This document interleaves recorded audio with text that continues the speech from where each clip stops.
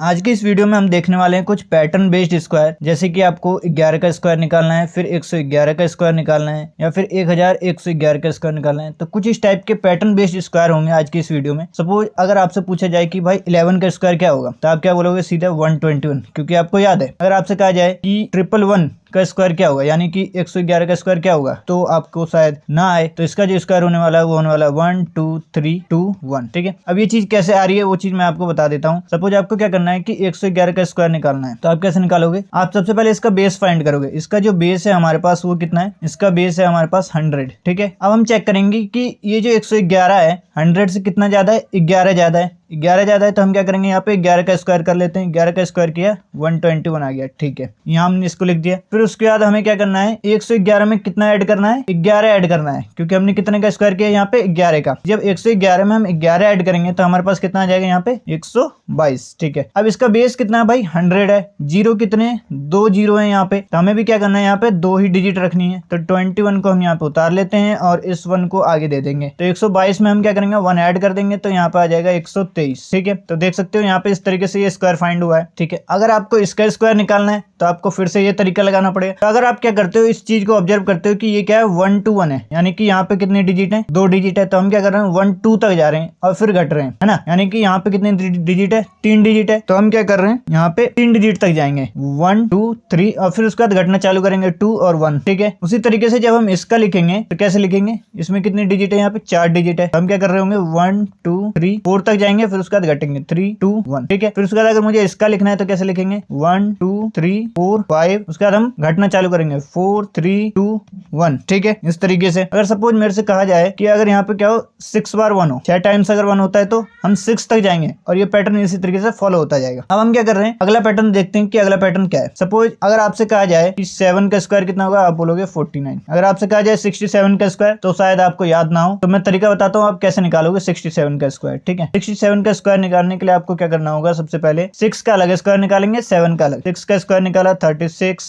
ठीक है, 7 का स्क्वायर निकाल लेते हैं 49, यहाँ पे लिख दिया। अब हम क्या करेंगे, इन तीनों का मल्टीप्लाई कर देंगे आपस में। 7 6 जा 42 और 42 का मल्टीप्लाई कर देंगे 2 में, तो यहाँ पे हमारे पास आ जाएगा 84। ठीक है, अब हमें क्या करना है, यहाँ पे एक एक डिजिट रखनी है। ठीक, एक एक डिजिट। अगर मैं इसका बेस की बात करूँ तो बेस क्या हो जाएगा, 10। जीरो कितने यहाँ पे? 1 जीरो है, तो हम एक डिजिट लेंगे, यहाँ से 9 लेंगे और 4 को आगे भेजेंगे। 84 में ऐड कर देंगे 4, तो यहाँ पे आ जाएगा 88, बचेगा 8 कैरी और उस 8 कैरी को हम आगे भेज देंगे। ठीक है, यहाँ पे क्या हो रहा है, 8 कैरी बच रहा है, इस 8 कैरी को मैंने आगे भेज दिया। 36 में 8 ऐड कर देंगे, कितना आ जाएगा 44। 44 का 4 यहाँ पे लिख लेंगे, क्योंकि आगे कोई नंबर नहीं है, तो जो कैरी है हमारे पास वो भी यहाँ लिख लेंगे और इसका जो स्क्वायर निकल के आएगा 4489। ठीक है, इसका स्क्वायर आ गया 4489। ठीक है, अब एक चीज ऑब्जर्व करना है यहाँ पे कि यहाँ पे क्या आ रहा है भाई, 4 और 9 आ रहा है, और यहाँ पे हमने 6 बढ़ाया। एक 7 का स्क्वायर निकाल रहे हैं, यहाँ पे 6 बढ़ा दिया, तो क्या हो रहा है, 4 आ भी रहा है यहाँ पे और 9 भी आ रहा है ना। ठीक है, तो ऑब्जर्व क्या हो रहा है कि 9 से तो यहाँ पे आने में 1 कम हो जा रहा है। ठीक है, और यहाँ से यहाँ आने में, या फिर कहते हैं यहाँ से यहाँ जाने में सेम रह रहा है, कुछ फर्क नहीं पड़ रहा। ठीक है, जब 1 6 था तब ऐसा केस हो रहा है। ठीक है, अगर यहाँ पे क्या हो रहा है भाई, 2 6 आ गए, तो हम कह सकते हैं कि इस तरीके से अगर हम ऑब्जर्व कर रहे हैं कि 4 तो आएगा ही, 9 तो आएगा ही, और इधर आने में क्या होगा, 1 कम होगा, 1 8 आ गया। यहाँ पे 1 6 था तो यहाँ पे 1 8 था। ठीक है, यहाँ पे डबल 6 है तो यहाँ पे क्या होगा, डबल 8 आएगा। ठीक है, फिर उसके बाद जब हम यहाँ से इधर जा रहे हैं तो कोई फर्क नहीं पड़ रहा। यहाँ पे 1 6 था, 1 4 था, यहाँ पे डबल 6 है तो डबल 4 आएगा। ठीक है, इस तरीके से। आई होप आपको क्लियर हो रहा होगा कि ये 4 और 9 तो हमारे फिक्स हैं। हमने क्या किया है, एक बार फिर से मैं आपको बता देता हूँ कि यहाँ पे हो क्या रहा है। ठीक है, इसको रेज कर लेते हैं। अब आप ध्यान से देखोगे कि ये क्या है, डबल 6 है यहाँ पे और 7 है, तो हम क्या कर रहे हैं, 4 और 9 एज इट इज लिख रहे हैं। हमने कहाँ से ऑब्जर्व किया, इसे और इसे देख करके।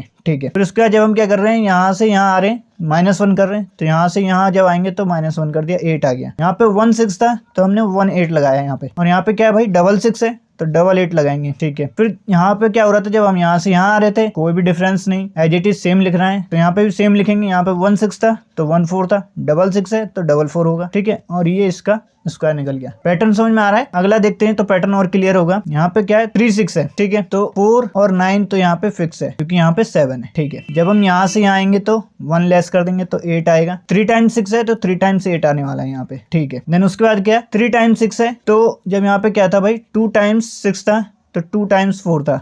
अभी 3 टाइम्स 6 है तो 3 टाइम यहाँ पे 4 आएगा। ठीक है, और ये आपका हो गया स्क्वायर। तो इस टाइप के जो स्क्वायर्स होते हैं उन्हें हम क्या बोलते हैं, पैटर्न बेस्ड स्क्वायर्स होते हैं, और इन्हें हम बहुत ही ईजिली तरीके से फाइंड कर सकते हैं। ठीक है। सपोज अगर आपको एग्जाम में पूछा जाए कि इसका स्क्वायर फाइंड करो, तो आपको केवल 7 का स्क्वायर याद रखने की जरूरत है और ये पैटर्न आपको पता होना चाहिए, तो आप इसको इजीली फाइंड कर सकते हो। आपको इसको इस मेथड से करने की जरूरत ही नहीं पड़ेगी, ठीक है। एक और पैटर्न देख लेते हैं। अभी क्या है, ये यहाँ पे 3 का निकालना है, फिर डबल 3, फिर 3 बार 3 या फिर 4 बार 3। हमें क्या करना होगा, 3 का स्क्वायर क्या होता है, 9 होता है। 33 का स्क्वायर पता नहीं जी, निकाल लेते हैं, ठीक है जी। तो 33 का स्क्वायर निकालने के लिए क्या करेंगे, 3 का अलग करेंगे और इस 3 का अलग, 9 और इसका 9, फिर इन तीनों का आपस में कर देंगे मल्टीप्लाई। तो 3 इंटू 3 इंटू 2 कितना हो जाएगा, 18, ठीक है। यहाँ पे सिंगल डिजिट है, कोई यहाँ पे डिजिट नहीं है, तो कुछ मुझे कैरी करने की भी जरूरत नहीं है। 8 है, 8 को मैंने एज इट यहाँ उतार दिया और इस 1 को मैं आगे कैरी करता हूँ, तो ये हो जाएगा 10, ठीक है। तो इसका जो स्क्वायर निकल के आता है 1089,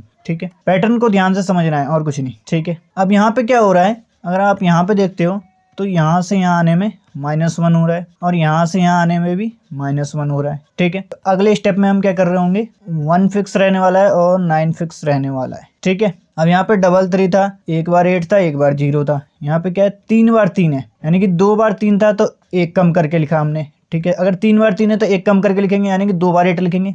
यहाँ से यहाँ आएंगे तो 8 आएगा और फिर 8 आएगा। 3 बार है तो एक कम किया तो 2। उसके बाद यहाँ से यहाँ आने में भी एक कम करना है भाई, तो 2 0 यहाँ पे लिख देंगे और ये क्या हो गया, इसका स्क्वायर।